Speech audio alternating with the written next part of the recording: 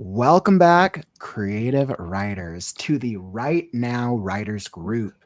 This is meeting number 10, where writers from the community, we get together and we do the one thing that writers hate doing, talking about writing, maybe getting some writing done, maybe procrastinating. We'll see. So I have some of my friends here from the writing community. We're going to be chatting about some miscellaneous writing topics, hopefully getting some motivation and trying to see what writing shenanigans we can get up to today.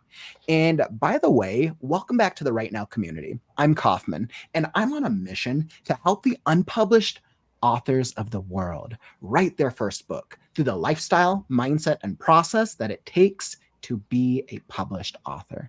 So come join us because we're starting right now. All right, beautiful. And let me just welcome, we have all of our active community members here today. Megan, welcome to the stream. So I'll be chatting and listening in a while where it looks like you're making some dinner. Patrick, welcome. Ooh, we got a crazy root beer fan over here, my friend. And Lucy, our UK friend, just gone midnight here in the UK. Well, I appreciate that it's late, but that you still join us anyways, Lucy. You're awesome. And of course, ML, welcome. Courtney, welcome, welcome, welcome. It is great to have all of you here. And I mention it as now it's technically tomorrow. It's my birthday. Well, Lucy, congratulations. Happy, happy birthday. That is so cool. I'm actually curious if you're doing anything awesome. And Miss Jessica Bell here while on school Zoom. That is fun and exciting. Well, thank you for allowing us to be your distraction, Jessica. We appreciate you. All right, beautiful. And then let me bring up my friends back into the stream. Everybody's favorite, if I can hit the right button. There we go. Crazy Root Beer and Chat Soul. What's up? Welcome, welcome, my friends. I'm glad to have both of you here today. Yeah. I know we were kind of starting to chat about writing, but yeah, how's the writing journey feeling this week for you guys? Pretty slow for myself. I haven't done much this week. I've been kind of bouncing between I have to laugh at this. Another fan fiction idea, another One Piece one. Working on one of my older fan fictions that I haven't finished yet, and then working on the Forgotten Unicorn. I'm kind of torn between the three of them. Fun. So you're bouncing back and forth between unicorns and fan fiction. Yeah, I'm trying to figure out which one is wanting to take hold, and the new idea, how interesting it might be to people. Yeah, and I feel like you can probably really determine that by once you start writing and then putting the stuff out, especially with fan fiction, because that's like a process where you can upload the sections, right? Yep. Yep. That makes sense. And typically, though, what I do is I write about, depending on the actual length of the story, it's like the entire story. Like right now, my Lunarian story, that is 16 chapters so far, and I haven't posted any of it because I know this is going to be a really big one. It's going to be over 30 chapters. Wow. So I'm waiting I'm waiting until I get about 20 of them done before I start posting. Oh, well, that's a good strategy. At least you're intentional with your strategy of getting enough of the story out before actually getting the feedback from writers or from readers in the community. It's actually a really interesting strategy. I don't do as much fan fiction these days, so I don't have as much awareness of what the fan fiction communities are like, but good luck with that. Hopefully you get some really good feedback. I know we've seen a couple of the excerpts on the critique show before, and I've read through a couple of them. And of course, I'm a One Piece fan, even if I haven't gone all the way through the story. So, and then Crazy, what about you, my friend? How's the writing treating you? It is actually doing better. I've taken a break from it for a while, but now I'm slowly starting to get back to it because if I just decided, all right, now let's go, my brain's going to be like, yo, slow down, man. Slow down. So I'm just kind of slowly doing more chapters along the way. So far, it's been about like 2 or 3 chapters a day, so I'm feeling more normal, even though the background makes me feel a little bit more fancy and rich. We are fancy. We're fancy in the mind. Indeed. And I am almost done with my 6th book. That's incredible. Yes. Book number Yes. 6. That's pretty incredible, my friend. Yes.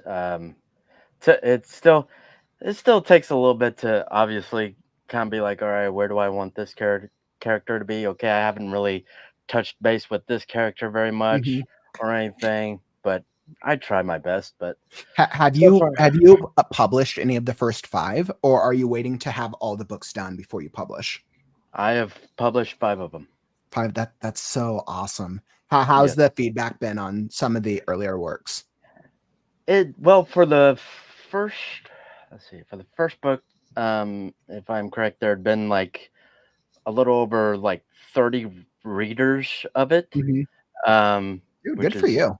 Good for you. That's awesome. But fantastic. when I I know. think of people, I put myself in the idea because people care about high numbers, right? High followings. Oh, But I always mhm, challenge that with people. I'm like, okay, if you were standing in a room with 30 people and mhm. they were all reading your book, how would that make you feel? That would make me That feel happy and still kind of that's the hope. way to look at it. But then Yeah, online, you see 30 and you're like, oh well, that's nothing because it's not 3,000. I'm yeah, like, yeah. okay. I don't really think 3,000 or anything. It's just any kind of number will do. Will make me happy, even though my brain would like to say no, it doesn't. But the so far the Raziel Chronicles books, which so Mhm, far there are 2 of those, they seem to be the most popular because as for book 2 and 3 and whatnot, they're still kind of in the single digits. mhm. And as for like the sequel of Raziel, I think that's in like the teens, I believe. Um, Okay. Obviously, I published my 5th one. I think I want to say last Saturday. I want to say last Saturday I published it. I could be wrong, but so I'm just kind of letting that do its thing before I, go like, all right, how many readers we got right now? Yeah. As Crazy, excited as I am. this actually makes me think of a really, really great question. And I think this is the first thing I actually really want to chat with you guys about. I'm going to throw the question down in the comments, but the question I want to start thinking about is how do you judge success as a writer? As a writer, as an author, as a soon to be published author myself, both of you are published, which is incredible. That's awesome. And this is the question I'm going to pose to the community. How do you judge success as a writer? In the meantime, I think it's so important. We should once again celebrate our friend Lucy. It's your birthday. Once again, Happy happy birthday. Yeah, happy birthday. birthday. Have Happy fun. birthday. I saw Yeah. everybody giving you birthday wishes in the chat. So I wanted to do it again. We're just going to bug you with birthday wishes the entire stream. Yes, you This is going to be might like, as I'll never well. come back. Too many birthday wishes. Well, I appreciate that even as late as it is, Lucy, that you still come and hang out with us. Really, really appreciate Yes. it. Yes. And Miss Tiara, welcome to the stream. Welcome. Glad to have you in here. Hello. Looking forward to chatting some more, Tiara. Tiara has some really good storytelling. Tiara is a really good writer. And let's see, what else do we got? Courtney was like, Chatzel, I love even if people publish chapter by chapter to have it written ahead and just posting chapters. As a reader, allows me to be on a schedule that doesn't stress the writer or the story. Yeah, I completely agree with that. I see that you already responded to it, but I think it's a different strategy, right? I think some writers have the strategy of, okay, I'm going to write as I go and then publish as I go, right? Mhm. And that's going to be a little bit of my strategy because I'm going to write it one book at a time, publish it when I'm done. That's a very common strategy. Another one, write all the things beforehand and then publish once you've written all the things. That is Yep. Neither so me. strategy is That wrong is or me. right. There's no right or wrong way to go about it. I think it really comes down to what your goal is as an author, what your goals are, what your consistency is. I think your lifestyle is a huge, huge part of it, right? If you have 2 hours a week to write and you want to build up a work before you publish, then you have to be all right, knowing that it's going to take at least 5 years probably to really get to the state. But if you have more time to write and you can get the consistency, then that you won't minimize yourself over time when you're able to get more work done, Yeah. which is Yeah. awesome. But that makes me think Yeah. about your question, though. What do we Mhm. define success as a writer? I know for Yes, I love myself, it. I define it as I got work out there. It doesn't matter to me. It doesn't matter the fact that I have Pirates Burning Ember published, and that Mhm. I'm start working on starting around the end of the year. I'm going to start working on Shifting Flame again.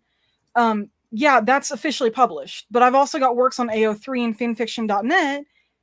I consider that success to myself as well, and Mhm. I've had people respond to it. I actually have people that like my writing, and the fact is, people are reading this. The fact that people are reading this and actually seem to be enjoying it. I've gotten several people that just adore my alternate universe, Mhm. series, and it's like, holy crap, people actually enjoy this. Yeah, no, that means I'm successful. Aw, that's really awesome, especially when you're getting feedback and engagement from people that, like, you're actually getting that attention. Has the feedback overall been positive for you, Soul, or has Oh it yeah, been, like, a mixed? I only got one. Technically, I've only gotten one piece of negative feedback, but it wasn't really negative. It was more of, here's an article that teaches you how to write in second person. Mhm. It was more of a, not a criticism, but a critique, really. And so, I mean, Okay. they could have written it a little nicer. It was a little snarky, but it wasn't that bad. And I did appreciate the help. And I need to check out the article, but I've actually even gotten some personal messages from a few people that are like, "Wait, please tell me you're finishing this." And it's just like, Really? yeah, no, I've actually gotten a few people that are like, "Hey, are you actually going to finish the East Blue arc? Are you going to finish the Yonko's Apprentice series?" And I'm just sitting there like, "You guys are actually wanting me to finish this? Awesome!" Wow, that's actually really good. That's actually really, really good that you're getting the feedback and the interest for future installments. Does that feel validating? Beyond validating, and in fact, funny enough, the Yonko's Apprentice series started out with a Mhm. prompt, and then Okay. it actually started with the second story first. Mhm. Kobe is a pirate, and so I worked with Okay. that, and then it's like, wait a minute, I really like working with this alternate universe. I'm gonna go ahead and do if Luffy was raised by Shanks, essentially. And Mhm. so that actually came second, even though it's the first story in the entire series. And then Okay. I started writing the East Blue arc, which it goes from Zoro's perspective, then to Luffy's, and then I'm still on Mhm. Usopp's. And it's like, by the time I got finished with the second chapter in the East Blue arc, I'm just sitting there like, people are already starting to like this. I'm like, I'm sitting there like, people are liking this, so I'm going to continue this Mhm. beyond the Logtown chapter, which is going to be the end of the East Blue arc, and start the Grand Line Paradise. Mhm. And I'm going to go all the way up to Marineford. I'm gonna stop the story, at least so far, when I Mhm. get to Marineford, which means I'm Mhm. going to be going through Thriller Bark. I'm going to be going through Ennis Lobby, Alabasta, Little That's pretty cool. Garden. I think the Marineford / Impel Down arcs are probably my favorite. Are absolutely That my one's favorite gonna of the be series. really interesting, and I'm still trying to figure out if I want to go with the alternate universe of does Ace die or not. It's such an overused cliche Ace in should that live. yeah, Ace should it's like seriously, live. most of the alternate universes seem to actually Mhm. be Ace lives. Mhm. It's That not a not bad surprising because thing. he's It's probably a just, favorite character. my God, it is, and that's a favorite moment to work with him. Which Mhm. I'm not gonna complain about it. It's just it's a little overdone. But I think so. What I hear though, which is interesting, is that you're getting the most value out of how people are responding to your work, Yeah, right? Not just that people are responding, but that they're providing value in the way of like, hey, I like this, or B, do more of this. yeah. And have you found, and this is a great topic to chat about. Have you found that just by posting your stuff online that you get the feedback from people? Or do you have to do engagement? Is there like any types of strategies that have worked well for you? I've simply been posting. Okay. I have a Discord that I've started Mhm. for my works for Soul Wolf's works, Mhm. but I haven't really like interacted with it much. Most people don't seem to know about it yet, which I mean, Mhm. that's fine. I haven't really used Discord much lately since graduating. I've been just kind Okay. of like laying low with that. But Mhm. I will admit I would like some more engagement, but like but once I start getting back into the writing and stuff, I'm gonna start actually having like more engagement, more, hey, people come to this channel and you can ask me about the lore behind these stories. You can ask me about, hey, why did I do this? Why did I use this character? Where did this like prompt that. come So from? doing Things like author-led, like an author-led like community. And that's literally like the perfect thing that you do for live streams. That's a perfect type of live stream community building event. Yeah, I really, really like that actually. I think about for myself and I think about what do I consider success to be as it pertains to writing. And I think for me, when I think about this year, I feel the most successful that I ever have as it pertains to my writing in my entire life. And here's why. I've written probably well over 40, 50 different projects in different stages between shorts, novels, scripts, web series, like a whole shebang in my life. But this year was the first year where I really challenged myself to see if I could do it consistently on a daily basis. Right. And I also had set myself up for a lifestyle where I could do this. I wouldn't have been able to do this if I had a 9-to-5 job, at least to this consistency and as effectively. But I was like, okay, because I'm already taking the leap of faith. I felt that for me, success was just being consistent with writing a story, telling a story that I love. I don't actually know whether or not Scarecrow, how it will be perceived, right? I can do all the things that I want to do to the best of my capability to make the most incredible world story characters. But once again, it's the readers who get to decide. And I appreciate all the feedback I've gotten on it. I think everybody in the community is awesome. It'll be interesting to see how people a larger readership response to it who like haven't heard of me or haven't heard of Scarecrow before. So I think that's like an interesting thing. And something I actually want to challenge, and this is something I'm curious about. When I asked readers, and this was a couple streams back, when I asked some writing communities on Facebook, I got probably about 400 to 800 response rate on it. And out of the feedback, I was asking, what do you think it means to be an author, right? And it was about 70% said when you have a published book, 30% was a mix of like when you're writing a book, when you finish a draft, when you're in the writing process. But what's interesting is that a lot of people, for if you're pursuing any type of publication, they consider success to be when you publish the book. And my challenge to that is how come we don't consider success to be at the different stages of the writing process? Because it almost feels like it minimizes the amount of the amount of time that we put into it because we don't have that end finished product. I'd be curious to hear your guys' thoughts on this. This is kind of something that's been like I've been kind of thinking of lately. And while you're thinking about that, let me hop back into the chat. Eli, great to have you in here, my friend. Has everyone been having to research flash fiction? ML's talking about our flash fiction contest. Super exciting. We are hosting our first flash fiction contest, the Freaky Friday Flash Fiction Contest. Submissions will open up next Monday. The event itself will be hosted at the end of October. We have some money behind it, so it's going to be super cool. We will have prizes for the top 4 winners. We will have guest readers, professional authors, reading every single finalist story. There will be 12 finalists. It is going to be a major event with a lot of complexity.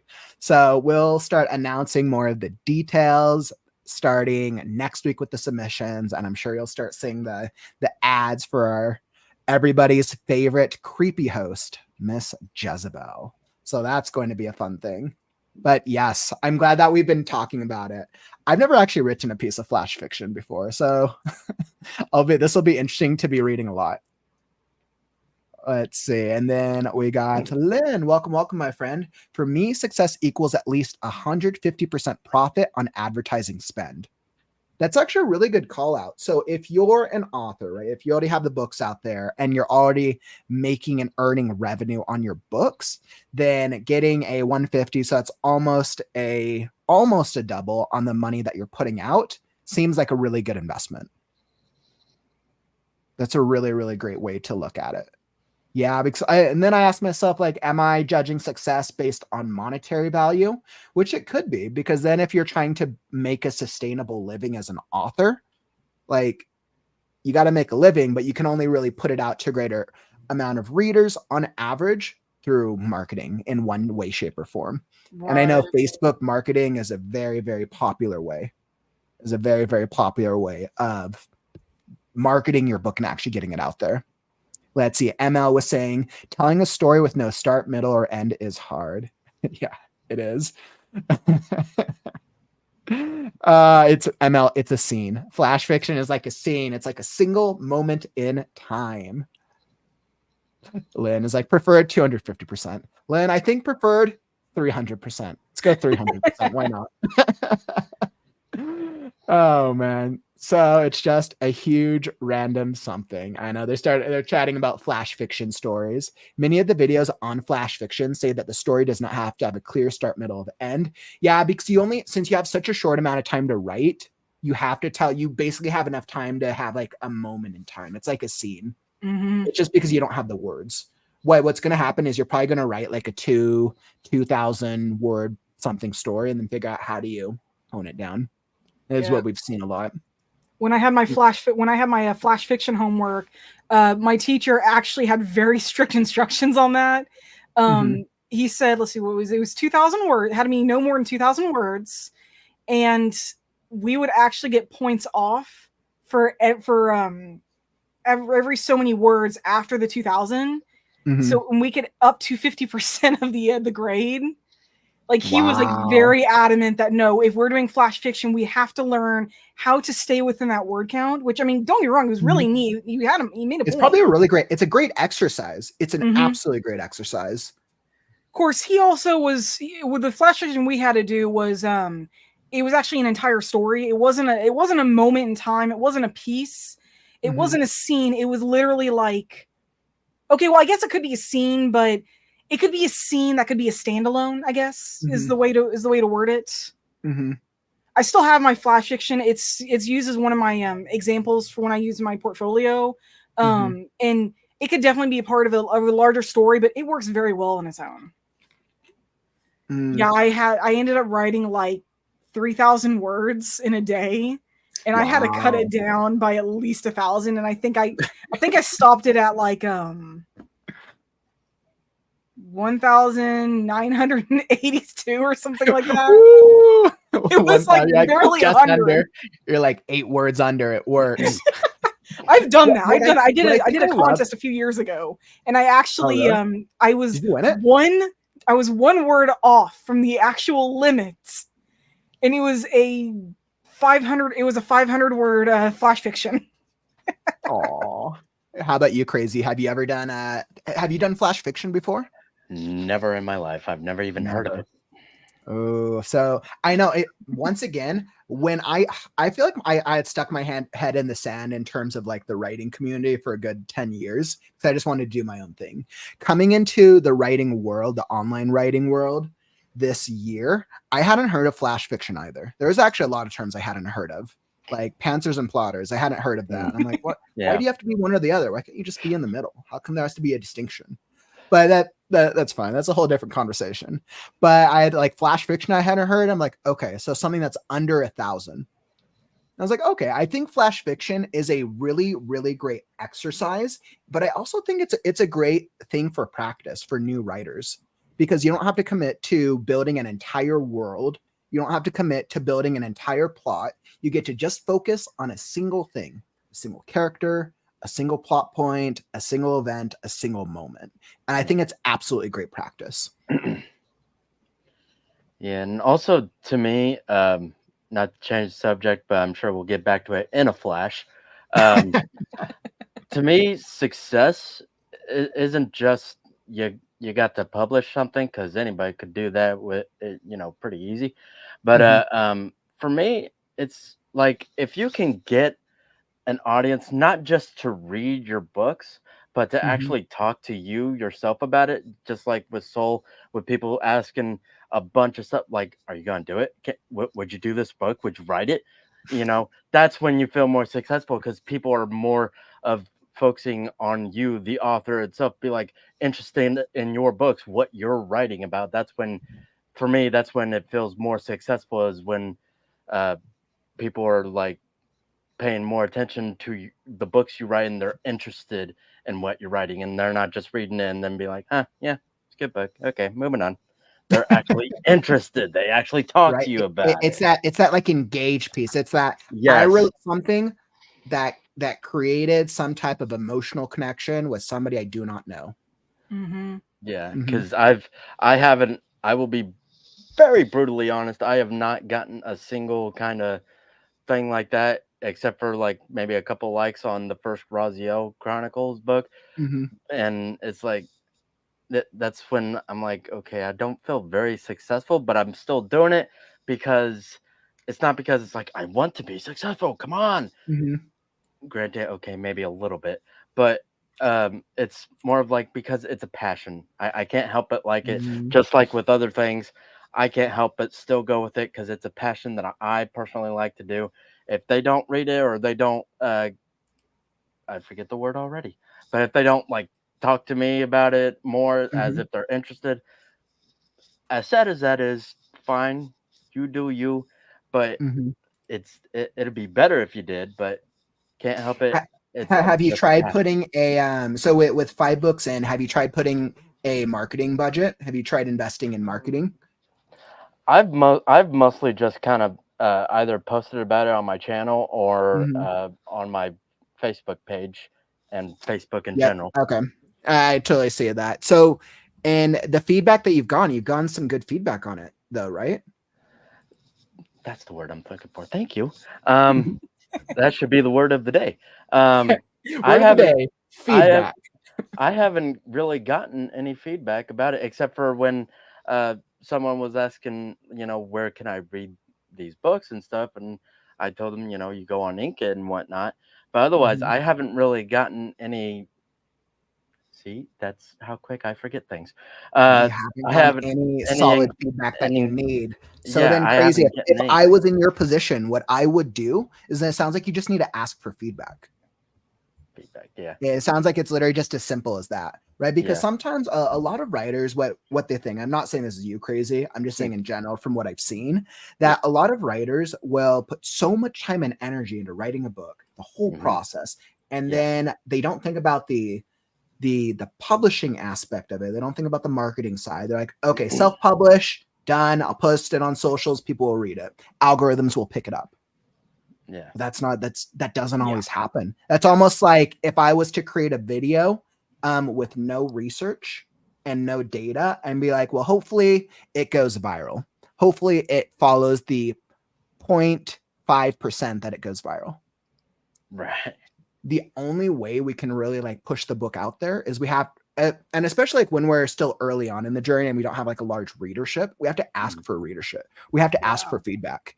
And it's actually a lot easier to do that than you would think. All you have to do is you go into like Facebook groups, you go into writing communities. Mhm. Soul is clearly an expert at this. Soul has definitely had a lot of success, Yeah, but going into just writing communities and asking people for feedback in exchange for reading their stuff. Because it right. doesn't always have to be a money thing, right? No, no, There's I don't do hundreds it of for money. thousands of I just writers do it out for there the who are also fun. working the same thing. Yeah. But good luck with the process though. I think that it's incredible that Hmm. you've put out 5 books and you're so passionate about it that you're Hmm. continuing to move forward. Yes. I think that really shows what you care about, and that's to me that's inspirational. Yes. I really want to just try to really have those kind of stories of surprises and maybe a Mhm. little bit of sadness and maybe a little bit of romance. How you doing? What's up? And whatnot. I don't mind it. And not only is it important to me of writing the books in general, but the Mhm. characters themselves that I write about are kind of like hanging with friends that you've just made up from your mind and be like, Yep. hey, what are you doing today? What's going on? Are you gonna kill a couple people here? Maybe chop off some heads? All right. I got another day. Let's kill some characters. Let's chop off some Let's heads. do We'll destroy a few it. universes. You know, all in Yeah. a good day story. Yes. Let's do It's it. okay. My scarecrow and crow never talk to me randomly. Could you read their Let's thoughts? see. We have Lucio saying success. So many answers. Someone finishing your story, understanding what you wanted to convey, and enjoying the experience is a success. I'm starting to see a theme here of the way that we judge success based on the way that people receive it.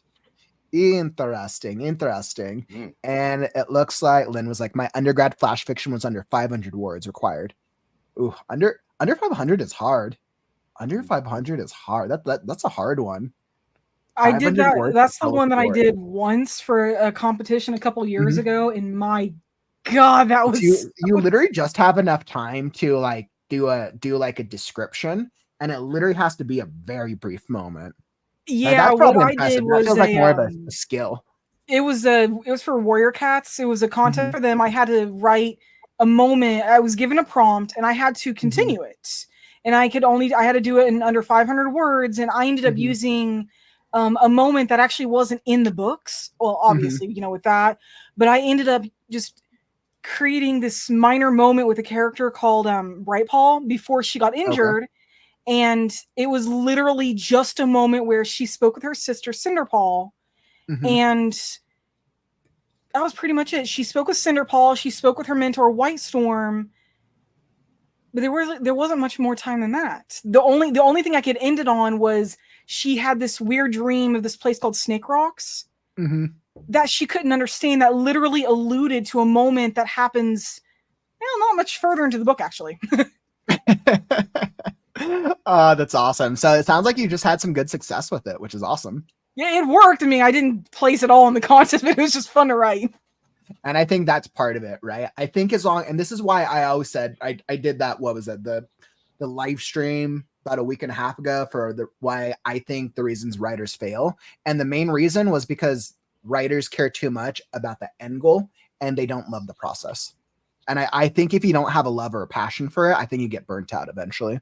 Yeah. Because writing a book takes time.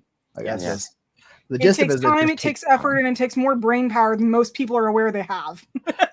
That's why for me, after I wrote about the first 4 books, I was kind of worn out. I was like, okay, can I take a breather, take a little break on this and whatnot?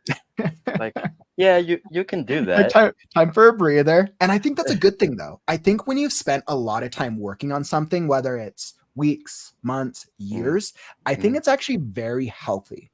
Very, very healthy to take time away from writing if you've been doing it pretty consistently.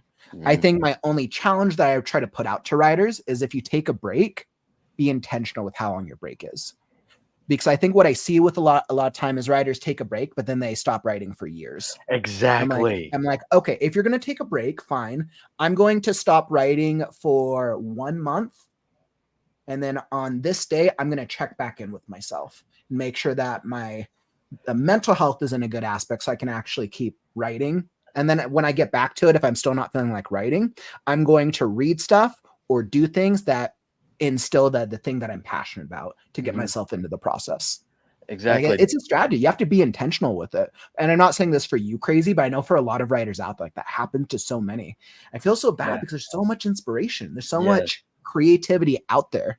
I want to see more good stories being told, both books and on streaming services, scripts as well, that are of a good quality that really serve the characters, the world, the story. That is my goal. I want to see more of that. And by the way, Penelope, glad to have you in here. It looks like that's right, you're struggling with streaming issues, but glad to still have you in the chat, my friend. Let's see. I found out today I didn't win the Valleys. It's a good reminder that being a success writer isn't about winning popularity contests. The Valleys was very much focused around popularity. It was a very highly engagement. So here's to all of us trying to typing away, doomed to create regardless of the scorecard. Absolutely agreed. Absolutely. So as we're hitting this, we're hitting about 30 minute mark, a little bit over. I actually want to take this time to call out. So I think it's probably a good time to hop into a writing sprint. But before we do, I need to call out this Saturday stream. So I'm doing the stream called the First Page Promise. Essentially, what I'm going to be doing is we're going to be deep diving into the first page of books. The first page. We're going to be analyzing, like, okay, what are successful first pages? And I've created a submission link for anybody who wants to submit their first page for a critique and edit.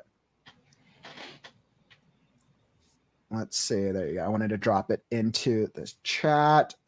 First page review stream submission. I encourage both of you guys to submit. And if you're here in the live stream or you're watching in the replay, you should definitely submit as well.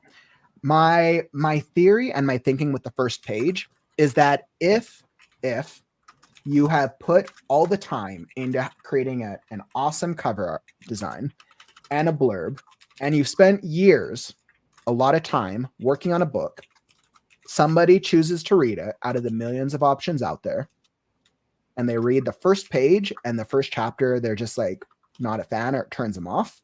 You've done so much work and lost a potential reader. So I think the first page is so important. Hence why we are focusing this Saturday stream around the first page. Awesome. So I wanted to do that as a quick shout out. Definitely dropped it down in the chat. It's also down in the YouTube description down below. Excellent. So it looks like we have a lot of really, really great work done here in the stream. Courtney, thank you for labeling the links. I know yesterday, I think I was just dropping random links because we have different things running. And I was like, just for you, Courtney. Awesome. So that's going to be Saturday's stream. And let's see, what else do we got? All right. So let me set up the writing timer. While I'm getting the writing timer going, what are you guys gonna be working on today? I've got my Lunarian story up. I'm trying to get some more work done on that this week. Okay. I thought about working on my the Forgotten Unicorn, but for some reason this one has been on my mind like all day. Okay. And I think I'm gonna go crazy if I don't actually touch it. You're like, all right, so you have to make progress on it. Yes.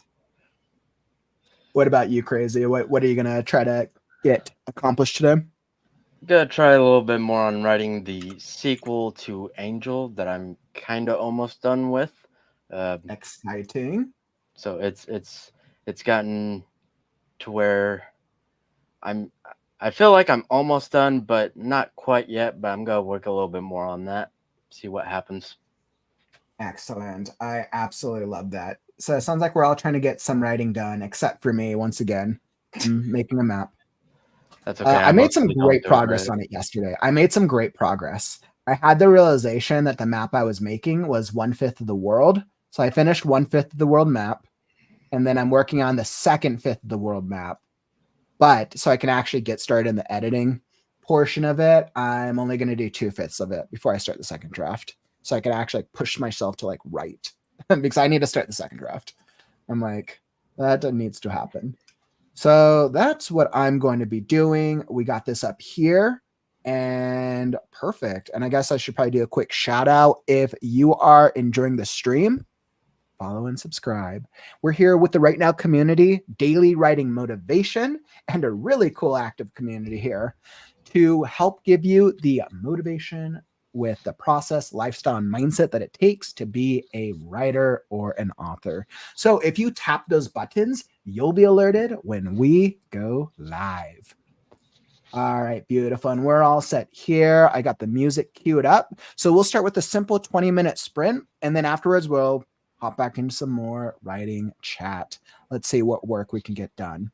Okay, so I got 20 minutes on the clock, and it is time to write now.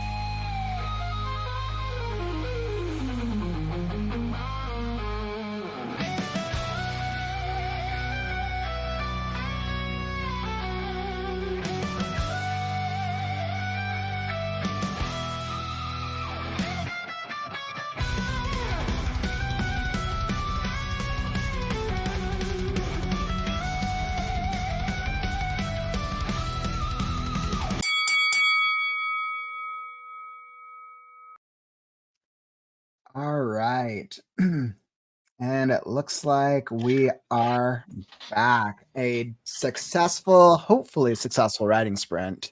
I am having fun making a map. Trying to make a map. Well, we'll see how the end product comes out. So, how did the writing sprint treat all of you? Were you able to get any sort of productivity in?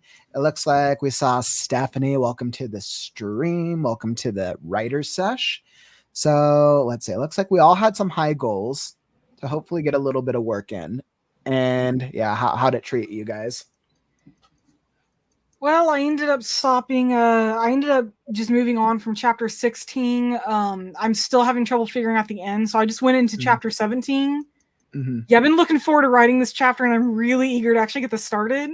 Okay. And over 700 words. Do you feel like 20 minutes is enough for writing sprints? Do you feel like you're able to get into it with 20 minutes? I kind of always go back and forth on timing. I think the average for what's called a Pomodoro, a Pomodoro writing sprint is 25 is the average. But I'm like, okay, I'm always trying to, like, what's the right amount?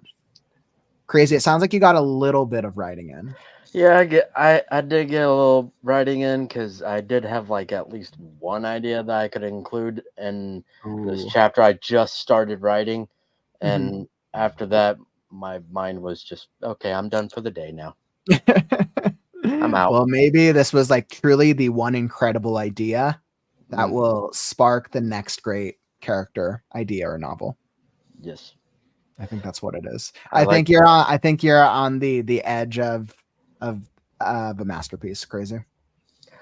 I've already, even on one of the previous chapters, I've even put kind of, because I kind of like to do this on almost all the books. I haven't done it for every single book, but for at least a couple of them, I like to do like a little wordplay on sentences or whatever, as if saying, if you can, I do that for, like, just so you know, I'm already telling you what the name of the next sequel is going to be, of like the sequel to Angel. Like when Angel 3 comes out, I've already told you what it's going to be called, but you just don't see it. You just don't know it.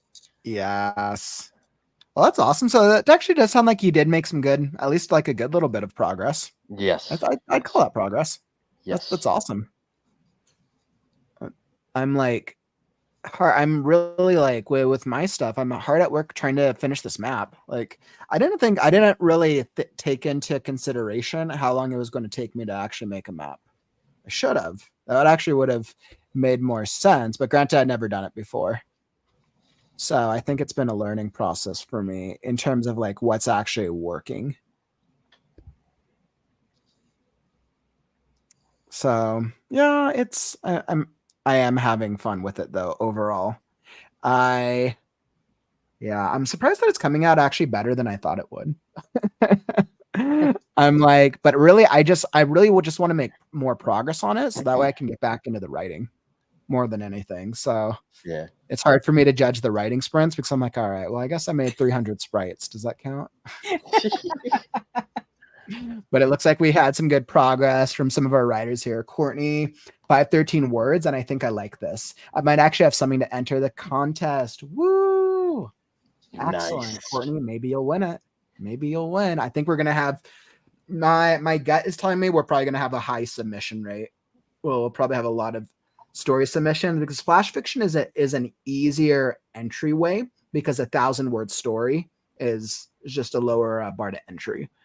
So I'm hoping that we get a lot of variety, a lot of styles. See, Emma, so they got 400 words, which is awesome.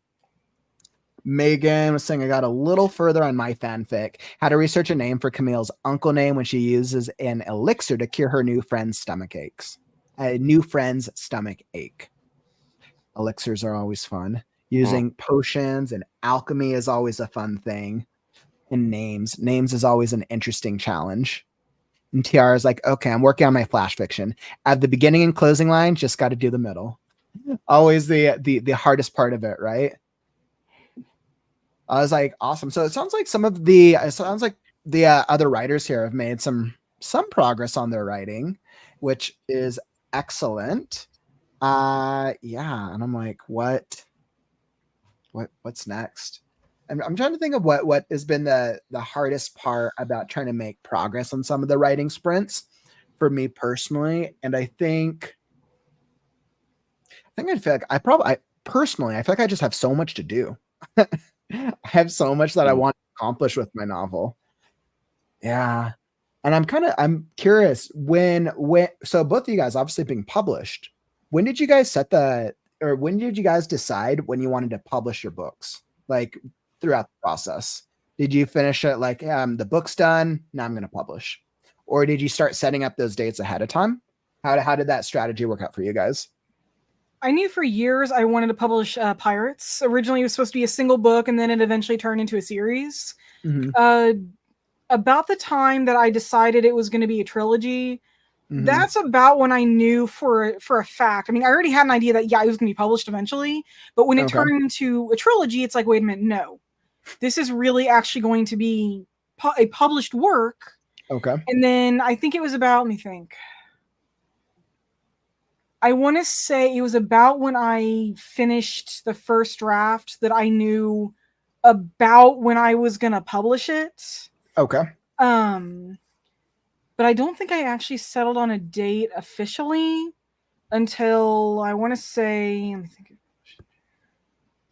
maybe April. No, it was March. It was March when I finally decided.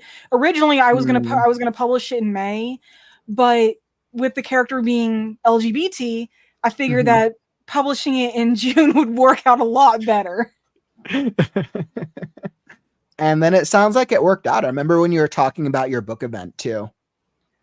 Was the book event pretty successful? Vaguely. Mixed. I mean, when I went to that little con, I mean, a lot of people stopped by and stopped by my table, talking about my book a little bit. I handed out some of my cards and everything. Still find it weird. I didn't get a lot more interest until I started actually sketching the creatures that are found in my series. So and people it's like, wanted to literally watch you sketching. Yeah, I actually had somebody ask to buy them. Wow. And I'm like, oh, so you're actually interested in my art more than my book. Well, but I think that's the way you bring people in, right? So you bring people in through the art of the characters, right? And then they fall in love with the character you've created. And then they're like, oh, I like that. Now I want to know more. And honestly, I think what helped with that was also, I wasn't sketching characters per se. I mean, yeah, I sketched my Kolf, but I was sketching the animals. So I wasn't drawing cool. Kasai or Brennar or Sonus. I was sketching the animals, which are a lot different. I think the one that people seem to be drawn to the most was one of the last ones I drew, the Tukawari. The Tukawari looks nothing like any creature that exists in this world. And interesting. Okay. It's a unique creature. I think I actually outdid myself with that one. I'm actually a little proud of it because it is just terrifying. But people really enjoyed watching that one because it was one of my most complex creatures. Really? Oh yeah, not just in drawing, but like I take a scientific approach and I can literally tell you how that thing survives. Interesting. So it sounds like you got interest in people wanting to literally just watch you draw the things. Have you tried to do any monetization for it since? No, because I'm not that great of an artist. I honestly, I mean, obviously people seem to like my art, which is nice. It's very validating with that because I feel like I suck. But I don't think I'm good enough to actually do anything like that. What is good enough? Good enough. Or I feel like it looks better than scratches. It's really subjective because my guess is that a lot of writers out there probably don't have the expertise around inherently like animating and sketching. I know I definitely do not. I've picked up Photoshop skills over 10 years of practice, but if I were to like get a paper and try to draw something, I'd still come out with stick figures at best. So my guess is people would probably actually get value out of that, out of you doing like simple, more like basic sketches. Well, these weren't really basic sketches per se. I mean, they're actually pretty highly detailed. Dang, I mean, well, you're I've over here got some saying that you're not drawing even that good of an artist. experience. You're I'm probably very confused on that one too. Yeah. So I was like, I'm not that good of an artist, but I'm coming out with these masterpieces. Yeah, like No, my which one problem is is it? I focus too much on the details. Like I have a like a basic Oh, that's not a shape. bad thing. Yeah, no. I bet you. So like you should totally try this. If you're trying to push your books out at all, I think if you did a series of you literally just sketching out the things, detailed as you are, and you leave the subjective experience to the audience or readers to decide, I think people would get a lot of value out of that. And then people would That's not a check it bad out idea. and they're like, oh, that's a cool character. What's that? Who's that character? And then you point them to the character page or the book, or they go by the book page. And I bet you, I feel like That's that would not a bad translate. idea. I've You tried try that. drawing my characters before, and I Mhm. do want to find an artist to actually make the characters for me. But And yeah, of course, like absolutely do that, right? Like do the professional approach, but you have to think about what the intention is of this. Is the intention to create character art for it? Not necessarily. The intention is to do a process that people have already shared that they like. So that's literally just using something that people have already shared. And I think that's important because I think it's important to listen to people, especially at live events where like on one hand, I feel like it's easier to connect with people at live events if you're good at connecting with people, but it can also be harder if you have like anxiety or you're not good with people. And like that's probably for a lot of writers out there. It probably is for a lot of writers out there. And I think when you're able to get feedback from people and they're telling you face to face, like they like a thing, and then you're giving that feedback consistently, then it's like, what do you do with it? And I think those are like the sorts of things that are on my mind. But it's probably because I'm so in this of like building a business and like trying to do things that work and research and the whole process that it goes into it.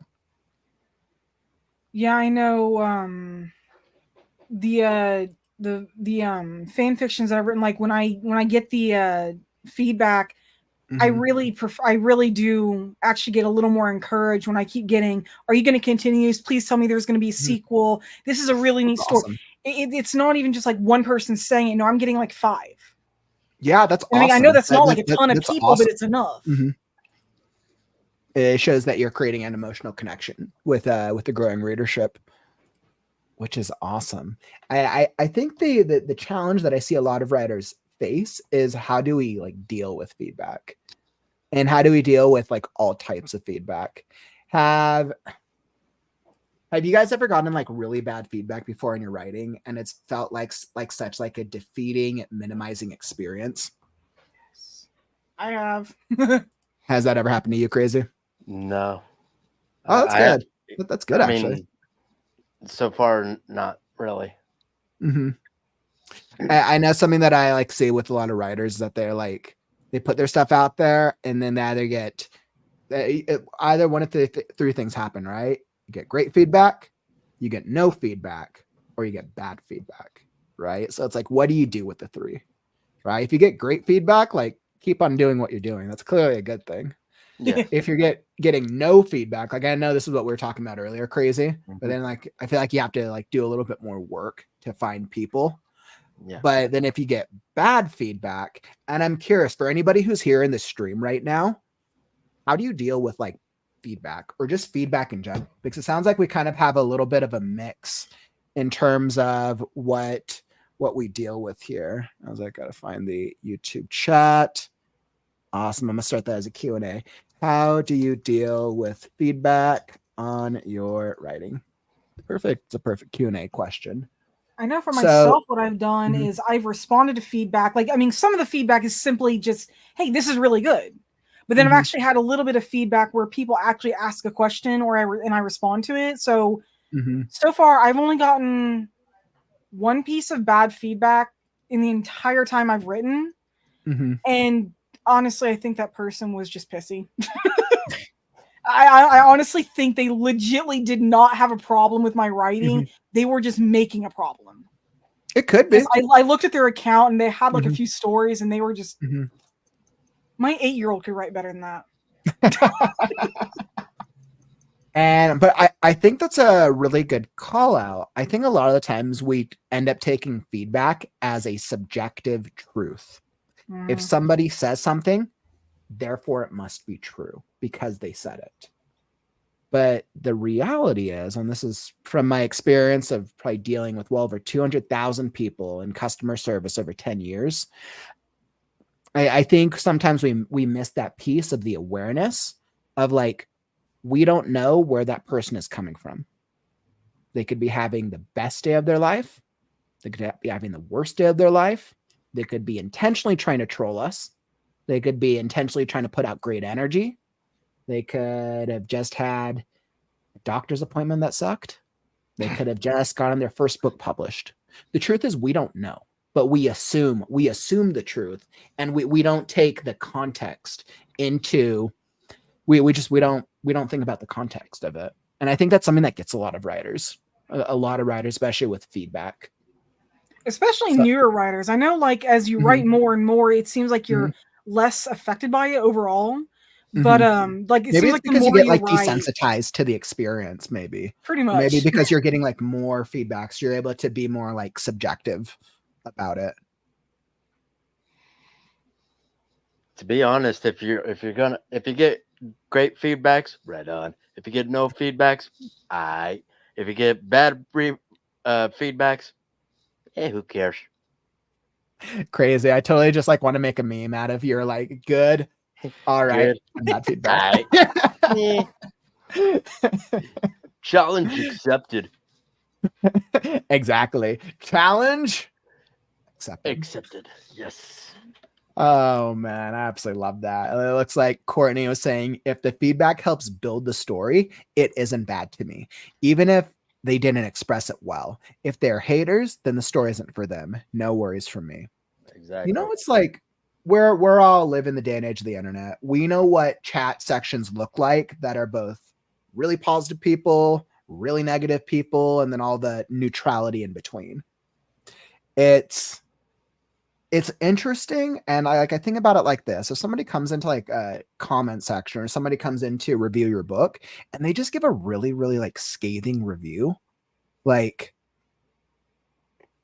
how much like negativity or like bad stuff do they have to be dealing with their life to have like then put in the time to create like all this like just negative like bringing somebody down? Like that just It always seems to be Mhm, there's good feedback, there's neutral feedback, there's bad mhm, feedback, but then there is just shitty feedback. And that shitty feedback is the feedback that is not actually like against you. It's just their mhm. problem. Yeah, I've totally seen that before. Like they're kind of it's like they don't give you anything that actually helps you improve, but they're like, They this just want to sucks, be this mean. sucks, this sucks. Mm. Yeah, and sometimes people are like that. I mean, the state of the world is a crazy thing. It's a crazy thing with our world. And I think we also assume like, all right, we're used to our culture, our immediate vicinity, and then our subjective experience through algorithms that are serving our interests, that it's so easy to forget that like crazy things are going on in the world and we don't know where these people are coming from either.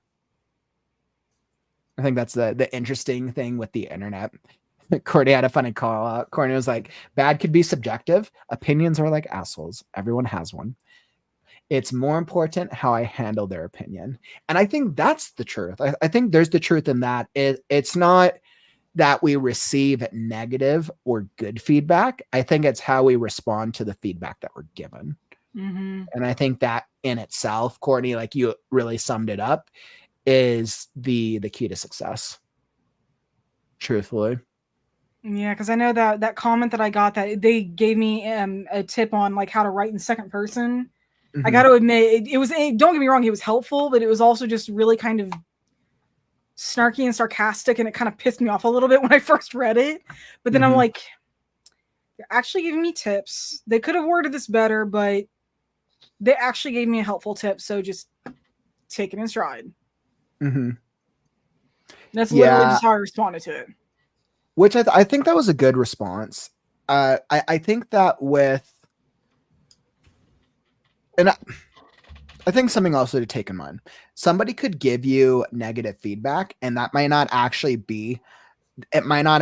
align with the goals of your novel. So like sometimes when people like hire freelancers and crazy, I don't know if you've ever experienced this before, but like sometimes when people hire freelancers or like you hire an editor and you get the feedback that you need for your work, all of the feedback, it might, whether it's good or bad, might not actually be right with your vision of the book, with your vision of your story. Right. And I think that's another thing to take into consideration as well. I think I think us as the authors and as the writers of our own stories are the only people who know what the true vision is of the project. Exactly. Mm-hmm. I mean, look at as annoying as it may be. Look at George Lucas over here. He knew the true vision of his movies, and he wanted to add them. Add those true visions. Sure, there are people that may not like it, but they're there. I mean, I think it could always be said. I think with the Star Wars community generally tends to agree that the original trilogy will always be considered the best of Star Wars. It's a different era, and once again, in the pre-Disney age, before Disney acquired Star Wars as a franchise, but I think the original trilogy really did so much to serve his vision. But then we also have to remember Star Wars redefined the science fiction genre. In addition to the Star Trek as well, it did a lot of definition for it in those early days. Absolutely. True. I think that's incredible. I think if you create something and you're able to redefine your genre, like that's not something that happens overnight. Obviously, that takes time, but I think that's pretty incredible. Yeah. I totally agree. It may take time, but eventually you'll get in. It's like, oh, there it is, beautiful. So speaking of genre defining franchises, do you guys have a favorite like franchise of all time? Whether it's like a book series, movie, film, they're just like that one where you're like the nerd. I think for me, it tends to be Game of Thrones. On average, I feel like Game of Thrones tends to be mine. Yeah. I'd say it's probably Game of Thrones for the most part. Honestly, for me, it's torn between One Piece and Warrior Cats. Okay. One Piece because the whole pirate thing, and well, I just latched onto that, and I just have not let go. But Warriors was that was like the first major series that I read growing up, and a lot of my writing style is derived from Erin Hunter, and so just I learned how to write by reading her books and by reading L.A. Meyer's Bloody Jack series. And between those two, I learned how to write. And so they both just kind of stuck with me. In Warriors, I'm okay. So I will admit I'm not entirely caught up to the series just yet. There 2 weeks ago, the latest Super Edition came out, but I haven't gotten it yet. But for the longest time, there are Super Editions, stories about specific characters. It's like a Ivy Pool's Decision or Ivy Pool's Heart or something like that this time. It's the 17th one. Oh, wow. Yeah, I know there's a lot. Wow. That's awesome. But Warriors, for the longest time, it was really difficult to find somebody that knew more about Warriors than I did. I mean, it was really difficult. Yeah, I think that goes to show just how much you love and how much value it created and it resonated with you on an emotional level. Yeah, I haven't read the series for like at least a year now. I can still tell you the entire storyline. I can still tell you where all the characters go, how they died, if they died, where they went after they died, if they were elite or not, their rank, anything. Which is awesome. And I think that's pretty incredible. I really do. What about you, Crazy? Do you have a favorite? Book-wise, it would have to be Maximum Ride series all the way. Okay.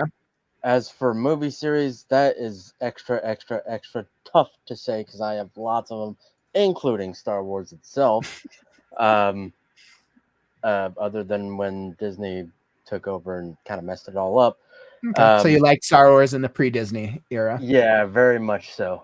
So you really wait, when Disney acquired Star Wars after the prequel trilogy or before? After.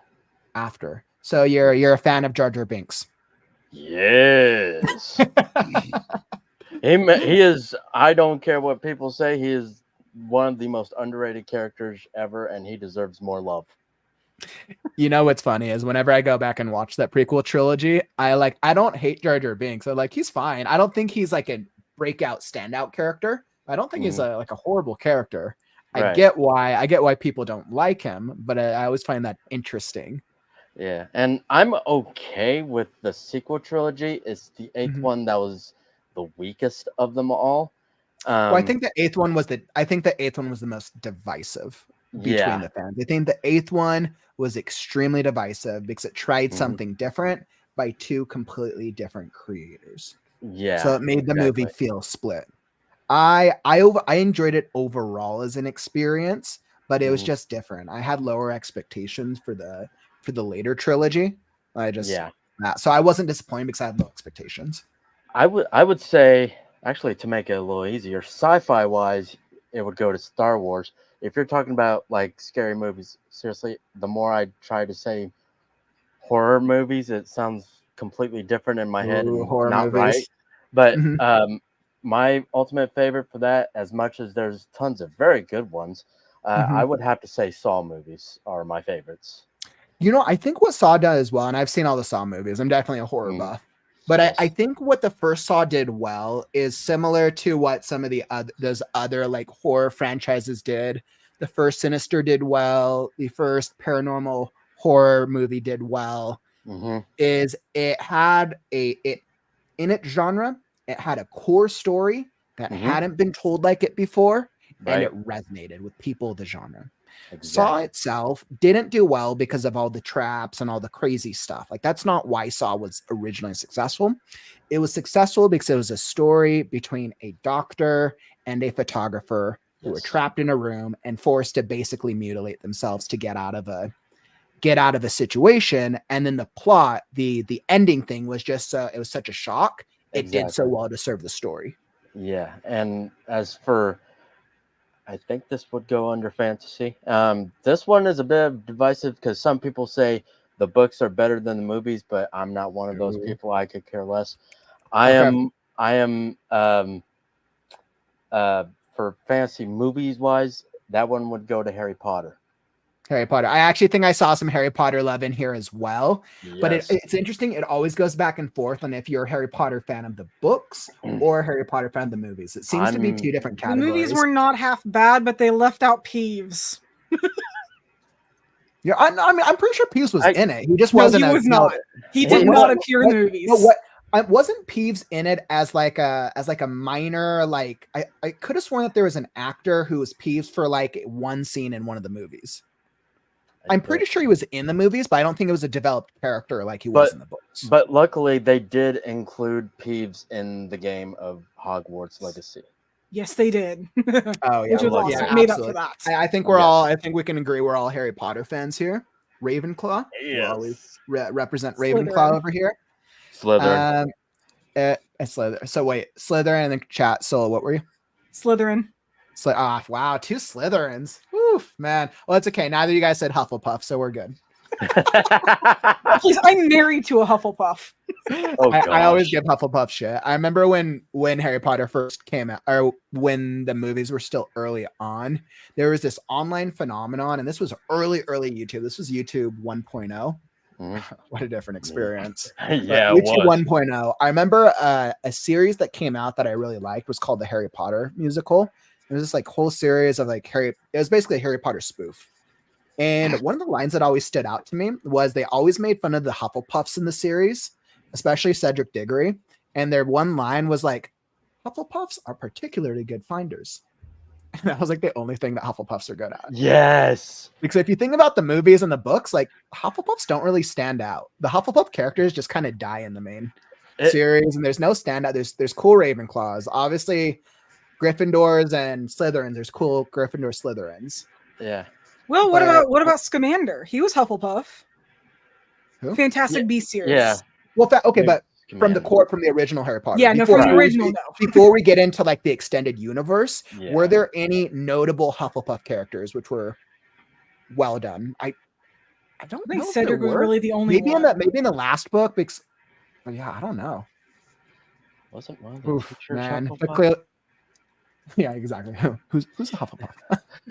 I don't know. Yeah, we probably have some Hufflepuff fans in here, and they're just like, I'm done.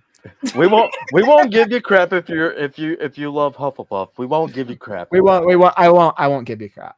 You're safe here. I'm being facetious. Let's see. I know. Personally, I always liked the fact that Hufflepuffs, their first trait was always listed as loyalty, because Gryffindor is bravery. Obviously, I mean, look at their symbol. Slytherin is cunning. Ravenclaw is intelligent, and then Hufflepuffs. Yeah, no, just loyalty. Just the loyalty was just their main thing. And honestly, I mean, you can be intelligent, you can be cunning, you can be brave, but in the end, honestly, I think loyalty counts for a lot more than any of that. I agree. And I think it's more a fault of the development of the core story and the characters that are chosen in the original series. And I think the only predominant Hufflepuff character that always comes to mind is Cedric Diggory, and he dies. Yeah. Right? So it's like, it felt like there should have been an opportunity for a standout Hufflepuff character, but there just never really was a standout one that was memorable. All of the major characters that were memorable outside the core kids were generally cool Slytherin characters or cool Gryffindor characters. There was one Ravenclaw as well, and that wasn't even Cho. I like Luna Lovegood. I like Luna as a Ravenclaw. She was a neat character. Yeah. Awesome. And it looks like here in the chat, Courtney was like, I'm a forever nerd for Harry Potter, but Sweet Valley High got me into the series. No, I'm not actually sure. Sweet Valley High sounds familiar, but I'm not sure. Megan was like, Land of Stories, Chris Colfer. That book series was awesome. Land of Stories. I actually like that name. I've never heard that book, but that's a cool name. Brandon Blabber's Prison of Plastic, which is season 2 of Epithet. Wait, how do you spell it? It's Epithet erased in book form. Season 1 is on YouTube. Oh, that's kind of cool. That's actually kind of cool that it was launched as a YouTube one. I think that's awesome. Let's see. That is also another book, Megan, that she loved. Courtney, I don't watch horror, but I love Saw. So we got some other Saw love in here as well. Let's see, Tara, the first and second Saw movies are so good. I haven't seen anything past like 4, but I love those first 2 movies. Yeah, I think I would argue the second movie was well done. Well, it was pretty well done also, but it was for a different reason. I think Saw 2 worked for completely different reasons because they tried something different. And then Saw 3 through Saw 100, however many are out, are more about the gore aspect of it and the puzzle and the interesting traps. Let's see. Another good series, either book or movie, is Lemony Snicket. I loved a series of unfortunate events. Yes. I absolutely loved a series of unfortunate events. I think that was definitely one of those like young adult books that I liked when I was young. And I think what I loved is I liked the design of it, and I liked the overall structure. I liked that each book was like a horrible story about kids that you really wanted them to like, you felt so bad for them. Like, yeah. And it's like, what was the realistic likelihood of 3 kids, orphan, and like going through this whole like traumatic experience? Not very likely. But you connected with the Baudelaire orphans to such an extent that like emotionally you were invested with them by the end of the first book. And then each book, like, it's going to get better because like characters, it has to get better. No, it gets progressively worse. Yeah, like, it's just heartbreak after heartbreak with them. Exactly. Every single time it's literally a traumatic experience and you think it's going to get worse.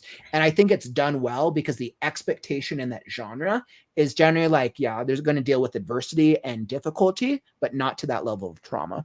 Right. Yeah, that was taking brutal and going a step further. Yeah. Also, I think part of the structure. reason it was considered so brutal is not just the fact that, they're orphans, but one of them is literally a toddler. Nobody likes seeing toddlers in that kind of a situation. It makes it worse. You're right. I actually think that was part of the success with it, right? Exactly. And obviously Sunny grows up throughout the series and they make her like a young child by the end of it. But I think the toddler aspect, I think that was actually another success for it. I liked the naming structure of the books. I like that it was like unique, and each one like you knew was going to be a bad thing. I think the publishing aspect of it was cool. I always remember wanting to collect the different colored ones. I think that was a good publishing strategy. But yeah, did you guys like the Netflix series? I did. I haven't finished it.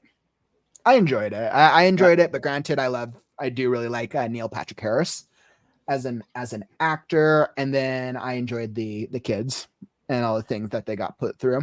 But yeah, I'd say overall, definitely was a good series growing up. And it looks like from the chat, we got a number of all right. So our Harry Potter fans.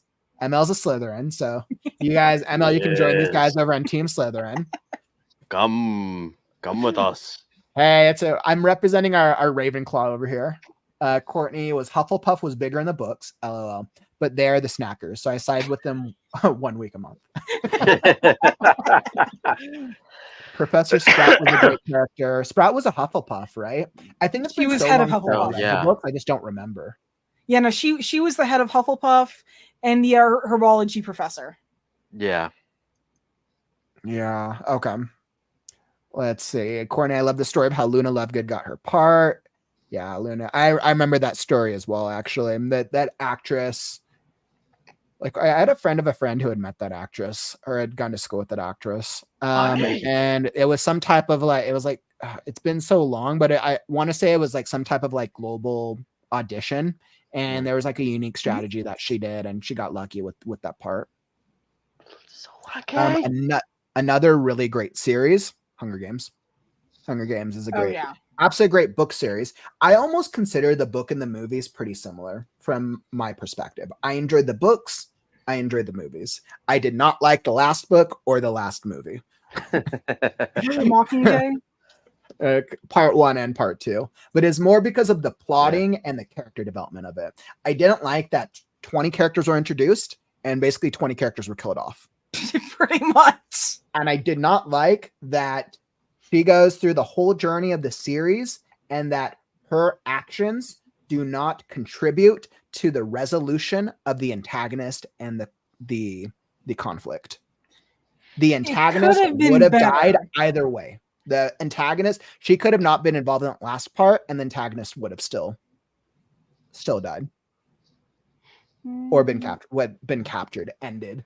But yeah, I remember that really bugged me. But the author was intentional about it. The author literally wanted to show that in that type of situation, you could go through this whole journey and your actions won't have may or may not have an effect. And I get it, but it bugged me from a storytelling perspective. I will admit there's actually a movie coming out. I think maybe it's in a couple months. Let's see there. So after the Hunger Games, there was the whole thing with the prequel one, right? With President Snow. I'm trying to think of the name. Yeah, this of something. Songbird and Snake. Songbirds and a ballad of songbirds and snakes. Yep. The book was really good, but my God, the movie sucked ass. Yeah, the movie. I tried watching it, and it was just all right. As soon as I saw the trailer of it, I was like, nope, I'm not even gonna try it. It was just all right. I mean, it's you dodged the bullet. These companies want to see how they can extend the franchise, right? All the things we've talked about have had remakes. Series of Unfortunate Events, Harry Potter, Hunger Games, or the universes are being extended because there's a pre-built-in franchise. You know, actually, with Harry Potter, I don't think that's going to be remade at this point.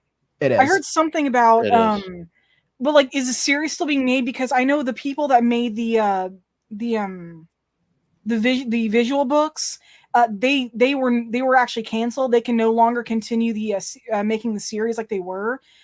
So books 4 through 7, they won't be made by them. And apparently that was going to affect the HBO Max series as well.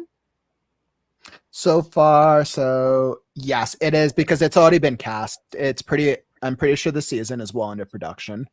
Okay. It is pretty far into it. It looks like it's going to be a series expected to be 10 seasons through Max. So it's going to be a Max. But yeah, I'm pretty sure it's going to happen by this point because they're pretty far into it. It'll be whether or not it's great or not. Like we'll see. We'll see whether or not it's good. Go and I mean, I think like bullet again. I mean, like things like, I mean, it could work. Essentially what they're trying to do is they're trying to retell the story for the next generation. They're Like, also I giving guess them a I'm fine with chance to it. add in more details that they cut out from the book, Right. or And that they that's cut out from the original movies and stuff. a series that did that really well, an anime series, Full Metal Alchemist. Full Metal Alchemist, the animated series, any of our anime fans in here, Full Metal Alchemist itself, it was a fun anime. It was fun, but especially the ending and ports of it, they changed a lot from the core source material. So they redid it and came out with Full Metal Brotherhood, and it was just way better because it basically pulled exactly from the comics. Yes. I think that's a great example. But I mean, adaptations are hard. I have never myself tried to do an adaptation before. I'm actually curious here in the writing community. Have any of you tried to write an adaptation of something? And I know, Sol, you do fan fiction, so that's kind of in that direction. But Yeah, I have you ever actually tried an have an adaptation? adaptation that I'm working on. Ooh. And if I could actually get it done, Mhm, I really want to approach Unknown Worlds about this because I think people would like it. mhm, And I mean, so the Subnautica series is really popular. mhm. I've actually started trying to write an adaptation of the first game, because the second game we Wait, of have a which one? storyline. An The first adaptation one, of Subnautica. Subnautica. And I just don't think I'm familiar with that series. Subnautica is basically you're on you crash land on a planet that's mostly water. There's very little Mhm, land, and you have to survive. And just there's a storyline for the first game, but it's not okay. So it's there, but it's not there. You're just someone that's crash landed, and you're trying to survive. It's a good survival game. The mhm, second game, Below Zero, which is the mhm, same planet but a different sector. mhm, That one has a very well-defined storyline, which works. It's awesome. I love Alan or mhm, whatever, however you want to pronounce his name, the alien. mhm, But the first one does not have that flushed out of a storyline. It's definitely a game. mhm. And Wow, that makes sense. I've actually wanted to write an adaptation of, this is a solitary person, Mhm, no human contact. Their only contact is their Altera PDA mhm, and the animals they meet in the water. And I actually really want to do an adaptation of my own playthrough of this character surviving the crash from the Altera, or from mhm. the Aurora, and then going through and meeting the Leviathans and surviving alone without any human contact, which that alone is already an interesting storyline, I think. Surviving without human contact. Yeah, But then on that does top of sound this, the interesting. only contact they end up getting isn't Mhm. even human. She's a basically she's a seeking, and Interesting. Okay. she's dying. Literally, when you Aw. meet her, she's dying. And so Good it's place. just, It's a good place for a story to start. It's a good character yeah, and journey to she's not start even out. there all that long, and then suddenly you're asked to actually fabricate this rocket which will take you Mhm, off the planet, and mhm. as you're leaving she speaks to you at the end of the game, and it's just kind of like, we met you like 10 minutes ago and you're already dying. Yeah, it's hard to write, and that's one of those challenges. It's hard to write a story when a character is already dead because they're taking a little bit, it's a different trajectory as it generally affects the plot. Technically, they're not in the present moment of the story unless they're a ghost or it's a supernatural thing. So that's always a challenge. But with that being said, I know we had a couple other call outs. True Blood did some really good things for the franchise and for basically remaking vampires sexy again. True Blood did a good thing shortly after. What was that? Vampire Diaries was the more consistent one. Mhm. But yeah, because that was what, 5 years, or was that? That might have been around the time of the Twilight era. Actually, that could have been. It actually could have been. But with where we're at on timing, let's do one more writing sprint. Let's get one more in, my friends. We'll do another short 20-minute one so we can try to get a little bit in. So we'll get one more writing sprint, 20 minutes, and let's do it. I'm going to try where we're going to try to make some progress here. Okay, so I got 20 minutes on the clock. Best of luck. We will go our rock and roll vibes. And it's time to write now.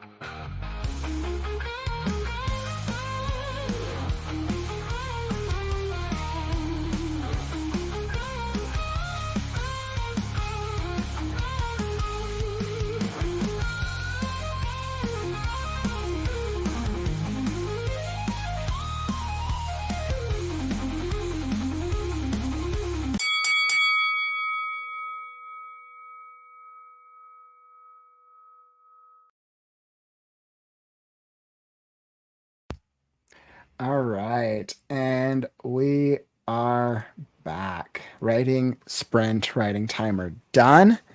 So hopefully we were able to make some good progress in that writing sprint itself. I got some more work on my map done.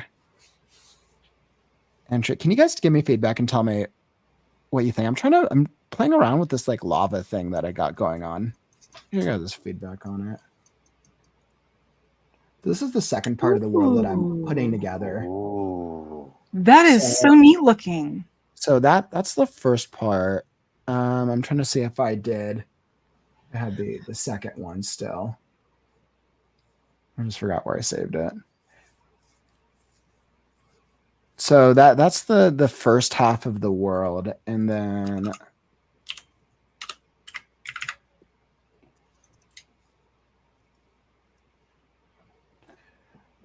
all right, and I'm trying to think like if how much I like it. So this is all right. So there's the first half of the world, or the first fifth that I have so far. I feel like I can still do coloring.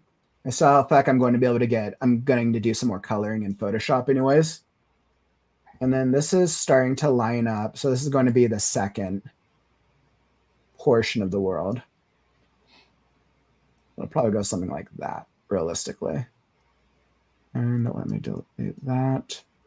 All right, so we got something to this effect, if I can actually like, line this up. But something to this. So like what do you guys think so far? Like what stands out to you? It's really clear to tell what's going on. Yeah. Okay. There's the left one, all the landmarks and all the scenery is done for the most part. I'm going to adjust coloring. Some of like the sand, the desert and the swamp, I need to add some more texture to make it look more believable. But then this eastern, the second one still needs more like I have to add more land mass and fixture to make it more realistic. Second one, yeah, seems a little bare, but no, you're still working on that. So Honestly, the second one, it was like the first thing that caught my eye. Really, you like that? Is it because of like the visual with like this whole? Yeah. Mm-hmm. Yeah, certainly helps. Yeah. Obviously, the second one. I think if I break the book down, obviously I realized that the universe, the world map is about 5 parts between the different lands, but then the first book takes place over this part of the map, first half, and then second half. So I was like, clearly didn't realize. But yeah, that's what I got for that. But yeah, thanks for that. I'm like continue to play around with things. I really want to get through this portion so I can get into the editing. Awesome. Well, I hope you guys were able to get some good work on both of your stuff as well. Mm-hmm. It looks like we got a little work in the chat. ML only 300 words. Courtney 480 that time. But almost done with my first draft for the contest. Woo! Nice. Okay, there, Courtney. Maybe you'll have a shot of winning. Everyone will have a shot of winning. I'm looking forward to it. And with that being said, that brings us to this part of the stream. So I just want to say, Soul Crazy, you guys are awesome. Thanks for joining me today. Yeah, You so are it's welcome. fun. You guys are awesome. Your feedback is always incredible. The conversations, fun as always, giving me some insight. The unpublished author over here. You'll get there. You can do it. And my goal is by January 1st. So we'll see, depending on how long it takes me to make this map. Bet. I got it. Well, I appreciate both you guys. Today was the 10th session meeting of the WriteNow Writers Group. And hopefully I'll see both you guys next week. Yeah, definitely. Dude. All right, my friends. Thanks for joining me. And for those of you who joined us here in the comments, thank you for joining us. Today's been a great episode of the WriteNow Writers Group Meeting 10. As we look towards creative writing on the morrow, once again, if you need feedback on the first page of your story, make sure to submit it. Make sure to submit it in the YouTube description down below. And there are many videos if you want to go check out down in the YouTube description. There's the last Right Now Writers Group and some other videos to help you with becoming a better writer. I'll be back tomorrow for our early live stream, 11 a.m. Pacific, 11/12, 2 p.m. Eastern. So we'll be here earlier for our Thursday stream, and I'll be back at it, hopefully finishing this map. And if you enjoyed the stream, tap that like button. Let us know that you got value out of it. Help us show the algorithms that writing streams are cool. And that, my friends, is all that I got for you today. Don't forget, words are wind, but stories are forever. I'm Kaufman, and I'll catch you on the morrow. Stay creative, writers.